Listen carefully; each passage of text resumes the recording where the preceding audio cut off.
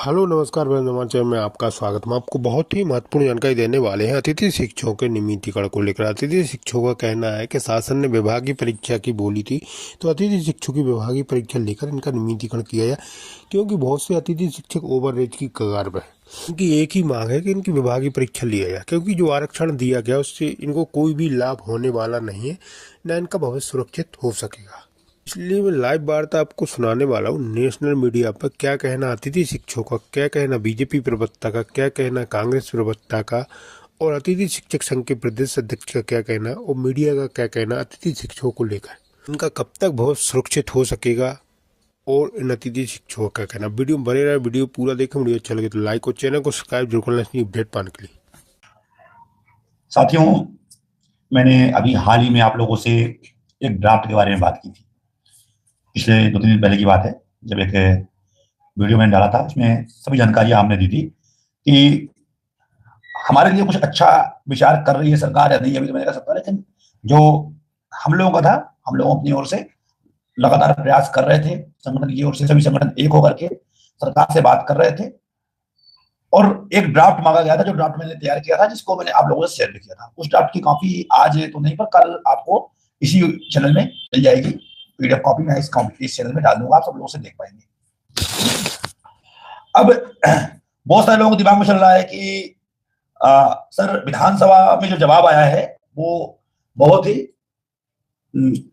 हमारे खिलाफ में है। शिक्षा मंत्री जी ने स्पष्ट बोला है कि सरकार अभी हमारे लिए कोई विचार नहीं कर रही है। चिंता का विषय है, निश्चित तौर पर चिंता है, इसमें हमें भी चिंता है कि यार सरकार इस प्रकार जवाब दे रही है। लेकिन मैं आप लोगों को बार बार एक बात बोल चुका हूं कि विधानसभा में 80% झूठ बोला जाता है। विधानसभा में जो सरकार है 80% बातों को झूठ बोलती है। ये बात आप लोगों को बिलीव हो या ना हो, आप आज से 1 साल पहले का वक्त याद कीजिए।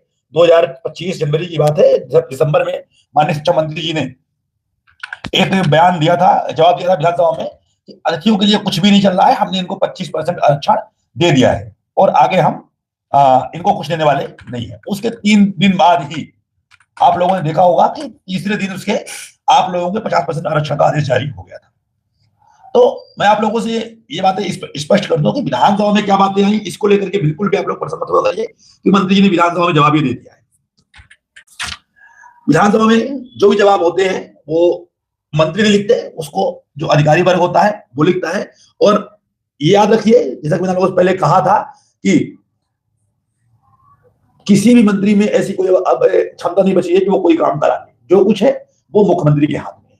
हम बात कर रहे हैं कि वर्तमान में जो रिक्त पद है, रिक्त पदों पर हम लोग कार्य कर रहे हैं और अपने भविष्य को लेकर के लगातार हम बात कर रहे थे। हाल ही विधानसभा में हमसे जुड़े एक सवाल को उठाया गया था और सरकार की ओर से जानकारी दी गई कि विभाग के पास रिक्त बहुत पद है और उन्हें भरने का प्रक्रिया में विचार किया जा रहा है। लेकिन हमारे लिए कोई भी नियम उनके पास नहीं है, कोई भी उनके पास अभी तक ड्राफ्ट तैयार नहीं है। तो मैंने ये बातें आप लोगों से, जब विधानसभा का सवाल हुआ थे, कई लोगों ने डाले थे, तब भी मैंने वीडियो में बोले थे कि भैया विधानसभा के जवाब पे आप लोग निर्भर मत रहिएगा। सरकार विधानसभा में कुछ भी जवाब देती है, इसमें हम कुछ भी नहीं कह सकते। लेकिन हम लोगों का प्रयास है कि कम से कम एक स्टेप हमारा अनुभवी वर्ग जो है, जो हमने ड्राफ्ट तैयार किया था, उसके आधार पे अगर सरकार कुछ करती है हमारे लिए तो सरकार कर सकती है। दूसरी बात, जो भी बिंदु मैंने ड्राफ्ट में आपको दिए थे, मैंने आप लोगों से सुझाव मांगे थे और लगभग हजारों की संख्या में सुझाव मेरे पास पहुंचे थे और लगभग वही सुझाव हैं जो मैंने बिंदुओं पर जोड़ा है। मैंने एक एक चीज को, लगभग सभी चीजों को मैंने इस ड्राफ्ट में तैयार किया है। आप पिछला वीडियो देख सकते हैं, उस ड्राफ्ट में मैंने बताया हुआ था कि मैंने क्या क्या ड्राफ्ट में रखा है, किसके लिए क्या क्या बातें हो सकती हैं। तो अभी भी हमने ड्राफ्ट को फाइनल नहीं किया है। आज कल ये ड्राफ्ट कंप्लीट होकर के शाम को जो हमारी कोर कमेटी है उसके सामने पेश होगा और इस पे विचार होने के बाद आप लोगों को ये ड्राफ्ट जो है सरकार की ओर पहुंचेगा।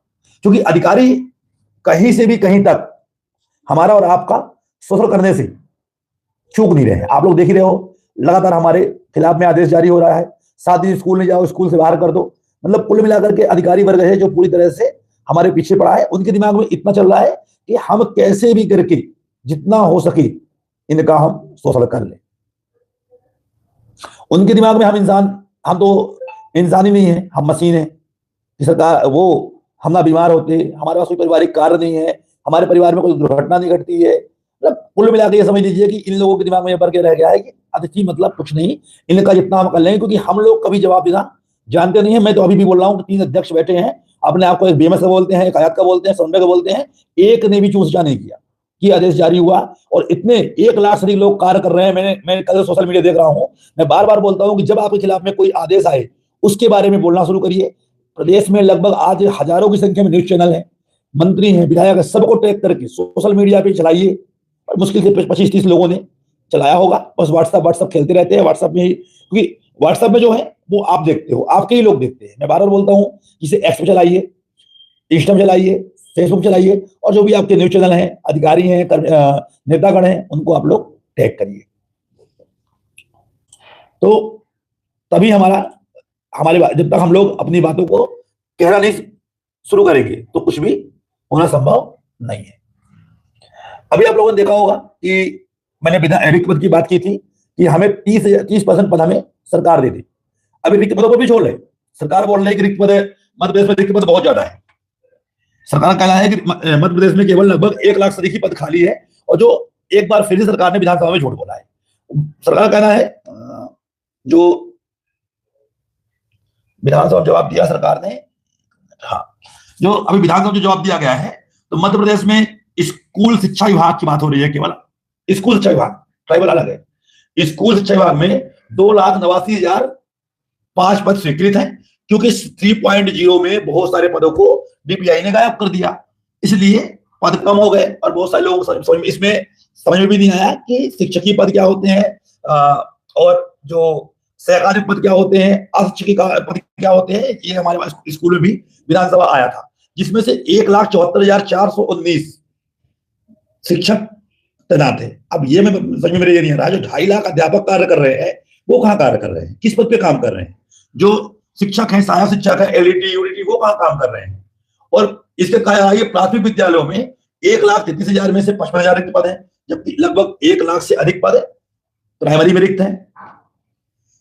माध्यमिक शिक्षक में 44,546 पद रिक्त है, और उच्च माध्यमिक में 15,506 पद रिक्त है, जो विधानसभा में जवाब दिया गया है। इसमें यह मान चलिए कम से कम 30% पदों को गायब किया गया है। 30% पदों का इसमें जवाब सही नहीं है। और अगर इन्हीं पदों में से अगर आपके पास टोटल पद हो रहे हैं, कुल पद जो चल रहे हैं आपके पास आ रहे हैं, तीनों को मिलाकर के अगर हम बात करें तो लगभग 1,20,000 पद हमारे पास है। और 1,20,000 पदों में से अगर सरकार हमारे लिए 30% पद दे देती है, कैन यू इमेजिन, 30% पदों पे आप सब लोग लगभग 36,000 पद आपको मिलेगी। और 36,000 पदों पर अगर सरकार हमारे लिए भविष्य की बात करती है, तो जो हमारा पुराना वर्ग है लगभग लोग इस पे अंदर हो जाएंगे।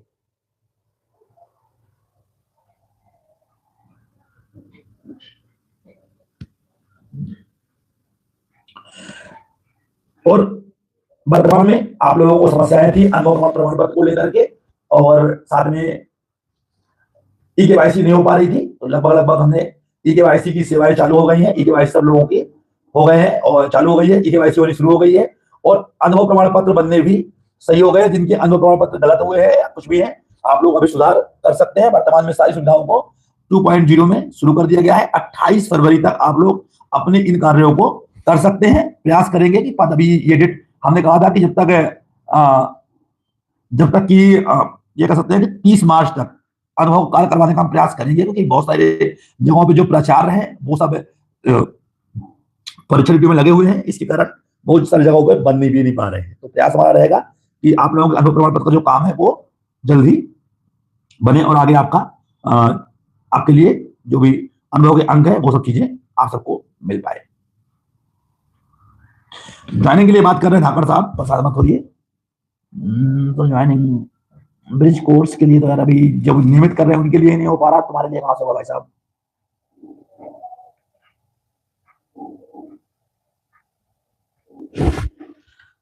अब हमने ड्राफ्ट में चयन परीक्षा, पात्रता परीक्षा सब कुछ जोड़ दिया है। आप लोग देख लीजिए, वीडियो मैंने डाला हुआ है, उस वीडियो को आप देखिए, आपको जानकारी उसमें मिल जाएगी। आज के लिए इतना ही न्यूज़ मेरे पास है, और अभी मैं 1 आध 2 वीडियो और डाल रहा हूँ जो चीजें हुआ है, और इसका